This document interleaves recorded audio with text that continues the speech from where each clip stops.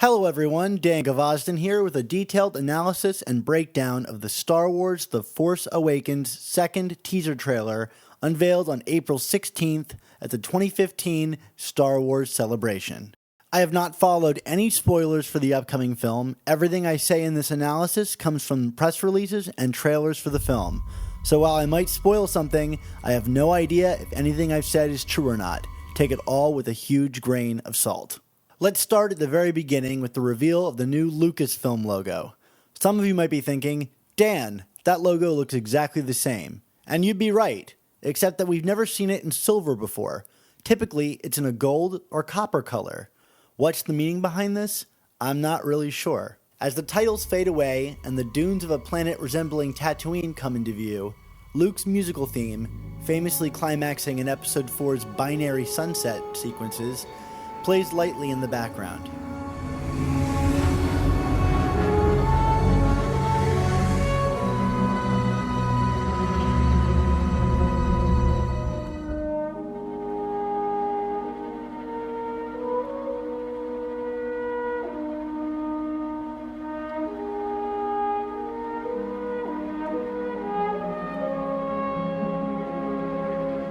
A speeder rushes across the desert planet, confirmed by J.J. Abrams to be the new planet called Jakku. Abrams spoke at the Star Wars Celebration that Star Wars needs to operate as a western and fairy tale, and that it needed John Ford-esque landscapes to support it. With the help of CGI, I think J.J. Abrams has captured a landscape here that even John Ford would be envious of. I think it's safe to assume that this is the same speeder piloted by young Rey, who we were introduced to in the previous teaser. The foreground reveals a crashed X-Wing ship, reminiscent of the models from the original trilogy. It has obviously been there for quite some time, as the ship is buried in the sand. This gives way to an even more startling reveal of a crashed Star Destroyer that has been further destroyed by time. The shot is a brilliant way to open this trailer for a number of reasons. First of all, it conveys just how much time has passed since the original trilogy, and it hints to the fallout of the wars that occurred during those films and likely afterward. Most of all, it mimics the opening of A New Hope by introducing a smaller ship first, followed by an enormous Star Destroyer secondarily. The Force is strong in my family. Here we hear Mark Hamill's voice as Luke Skywalker, seemingly repeating his lines to Leia from Return of the Jedi. The Force is strong in my family. My father has it. I have it. My sister has it. Except that it's a new recording of it. What makes it even more curious is that despite its calming positive tone, there's an added reverb or repetition of his line that sounds startlingly similar to Vader whispering it back. The Force is strong in my family. This leads to the reveal of the melted Vader mask and the shift in tone of the audio, playing the Emperor's theme in the background. Vader's mask is melted and resembles a skull more than it ever has. The last time we saw Vader's mask was when it was burning back on the forest moon of Endor. It seems that someone has collected it, and I imagine that that someone isn't Luke Skywalker, as he likely would have just left it in the fire. The lighting suggests the cool light of space on the metallic interior of an Imperial ship. Perhaps someone is collecting Sith artifacts. It's a chilling thought. Next up, we see the dramatic reveal of R2-D2 on what I'm sure we're meant to assume is Luke Skywalker. I don't think this is a misdirection, more than it's just Abrams and company wanting to slowly release the visuals of all of the original cast. I have it. R2-D2 looks just like we've always known him to look, perhaps with a little more battle damage than usual. Still, he's come back from way worse in the past. I will say that it is curious that if the rebellion was successful in winning back the galaxy, you'd think Luke could provide better maintenance for his droid. Perhaps they didn't win after all. Let's assume the voiceover is correct, and this is Luke. We do see his trademark robotic hand after all. There are several interesting things about this character design. Firstly, his outfit. A black hood with white garments underneath is a merger between Luke's outfits from A New Hope and Return of the Jedi. Color schemas in Star Wars are very important, so I think it's safe to assume this reflects Luke's balance of the light and dark sides of the Force. While Luke lands safely on the light side, what made his destruction of the Sith so powerful was that he was able to balance the light and dark without succumbing to his lesser natures. Here he reflects that in his wardrobe. I'm sure by now you want me to talk about Luke's skin-free hand. Remember, at the end of Jedi, his hand got shot with a blaster, revealing the wiring underneath. Luke covers it up with a glove, but perhaps after the death of his father and the revelation that Anakin was more machine than man, Luke has adopted a policy of showing off his robotic parts. Also of note is that the two are sitting dramatically by a fire.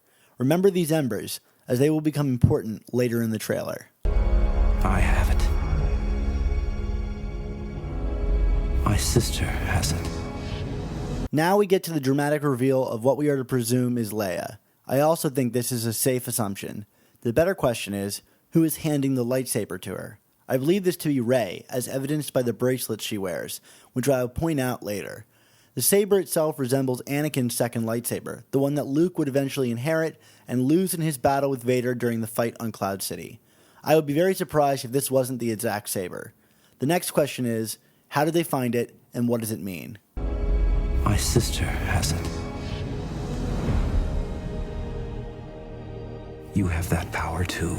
Luke just delivered what will likely be the seminal line of this new trilogy, that someone else has the power of the Force. Perhaps even that it has awoken in them, if you will. Some have speculated that this means there's another in the Skywalker lineage, but I think the inclusion of the word "two" and how he delivers it suggests that it's someone outside of their family. Here we see the newly designed X-Wings again, once again piloted by Oscar Isaac as Poe Dameron, the self-professed greatest pilot in the galaxy, who has apparently been sent on a mission by Princess Leia. Here we get another quick shot of the new villain, Kylo Ren, and his cross-bladed lightsaber arcing towards the screen.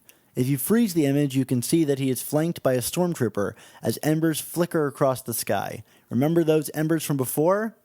Ah. In this next shot, we see Rey, played by Daisy Ridley, and Finn, played by John Boyega, running from an attacking TIE fighter. Hence the huge explosion. They're followed closely by BB-8, Rey's droid.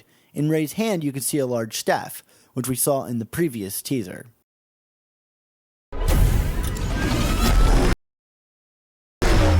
Also of note is that Finn has changed out of his stormtrooper armor and is now sporting a cool jacket. It reminds me of the cool jacket Luke got at the end of A New Hope. His medal was neat and all, but it wasn't nearly as cool as his new jacket. Remember those bracelets from before? Well, you can clearly see them on Rey's arm here. So it must be her that is handing Anakin's lightsaber to Leia. This next shot is a continuation of the previous attack of Kylo Ren and his first real reveal. Those aren't ski goggles he's wearing, it's samurai garb, reminiscent of Ralph McQuarrie's concept art for the original Darth Vader design. He seems to be force pushing or pulling something, but the background is almost more interesting. You can see a number of stormtroopers corralling locals as fires burn around them. You'll also notice several machines that resemble moisture evaporators from A New Hope, suggesting that this could be on the same desert planet that Finn and Rey are on, and the fires also suggest it's also the same planet that we saw Luke on. The next question is why Kylo is attacking these people. Is he fighting Luke, or did Luke just arrive too late? Here we get the grand reveal of the new Stormtrooper armies, with their new smiling designs. The shot is something straight out of Triumph of the Will, and continues the Nazi-inspired themes for the Star Wars villains.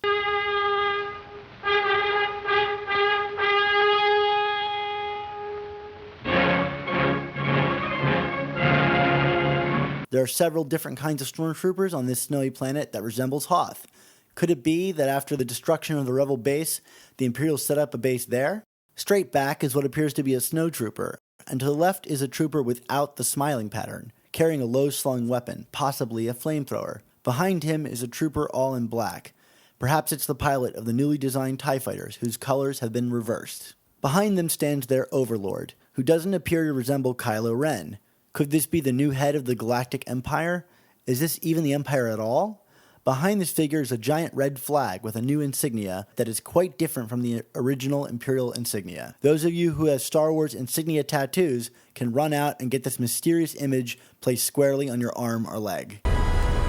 Here we get our first close-up look at Daisy Ridley's Rey. She looks similarly to a young Padme, but there's no evidence that she's of the Skywalker lineage. She is looking up at something, and the film quickly cuts to TIE fighters. Here's another interesting scene, and not just because of the amazing flipping stormtrooper. Firstly, the TIE fighters rest on the ground here. In past series, they could only be boarded from above and had to hang in the docking bays. I guess the Empire reinforced their hexagonal solar panel wings since the last films. Even stranger is the fact that the TIE fighters and stormtroopers seem to be battling each other. Could there be a group of troops that are rebelling against their own people? Are these the same troops that are supporting Kylo Ren? Also of note are the new transport ships in the far background that we'll see again in a few moments. In this moment, you can see Finn back in his stormtrooper costume in what seems to be the beginning of the film. His helmet has a bloody handprint on it, so all you cosplayers can get ready to mimic that. He tears off his helmet as though he's seen a ghost or awakened from something. So far, we've almost exclusively seen his character breathing heavily and looking shocked. It makes you wonder if there was some kind of mind control spell that wore off and all these stormtroopers are waking up for the first time. In this shot, we can see the redesigned Star Destroyers for the first time. They look pretty much the same, except for even more wedges. Also, instead of sporting two ball-shaped shield generators on the top of the main bridge, this one seems to only have one. Also in this shot are the transport ships we saw earlier, and another Finn ship that seems similar to the shuttles from Return of the Jedi. Here's one of the most stunning shots in the trailer. A chrome-plated trooper walks towards the camera, gun in hand. It is worth noting that the light designs behind him are identical to the ones on the Death Star, and his red-lined cape is the same color as the Royal Guard that protected the Emperor in Return of the Jedi. His cape is not only fancy, but it's also reflective of the world around him, and perhaps even a cloaking cape. The rocky wall behind him seems to peek through his cape. Speaking of that rock wall, it's highly reminiscent of the interior of the Hoth base from The Empire Strikes Back. I think it's highly likely that this is the interior of the base we saw earlier. Here we see BB-8 peeking around a corner of the interior of the Millennium Falcon in the same exact manner that Princess Leia once peered around the corner of the Tantive 4 in A New Hope. I suspect that we'll get some rivalry between BB-8 and R2-D2 for the spot of cutest droid in the galaxy. Here Rey comes upon a collapsed Finn and helps him up. Behind Finn is a destroyed town, likely the town destroyed by Kylo Ren. If you look closely, you can see villagers scampering around in the background. This is also likely the same town showcased in the Force for Change video from a few months back. So starting today, we're going to give you a chance to win a trip. A trip to be in the movie. Now for the money shot.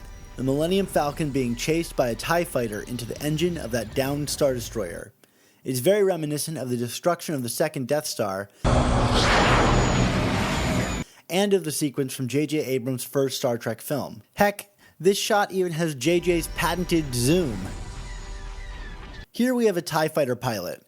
Based off of the tubes that connect from his mask to his chest, I suspect that the Empire isn't interested in building life support into the TIE fighters yet, as this soldier is relying on his suit for those purposes. Chewie, we're home. Now for the moment that broke the internet, but is perhaps the most expected part of this trailer. Han and Chewie return in their older states. Chewie hasn't aged much in 30 years, which isn't shocking considering he was 200 years old during the last trilogy. 30 years isn't much for a Wookiee, but a human, that's another thing. Still, in just one moment, Harrison Ford has reassured me about his return as the twinkle and grin that made Han so lovable appears to be back. Han says, "Chewie, we're home," implying that they've been away from the Millennium Falcon for some time. Chewie has his bowcaster raised, so perhaps it wasn't them flying the Falcon in the last shots after all. Someone has clearly taken the ship from them, and here they are to recover it.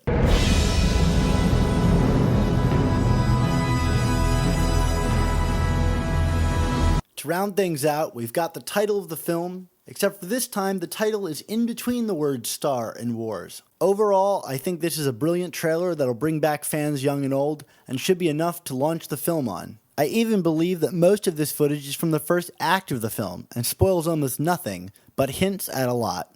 I can't wait for the film to be released, and would love to know what you think about the trailer. I'll see you all on Christmas Day when Star Wars The Force Awakens arrives in theaters nationwide.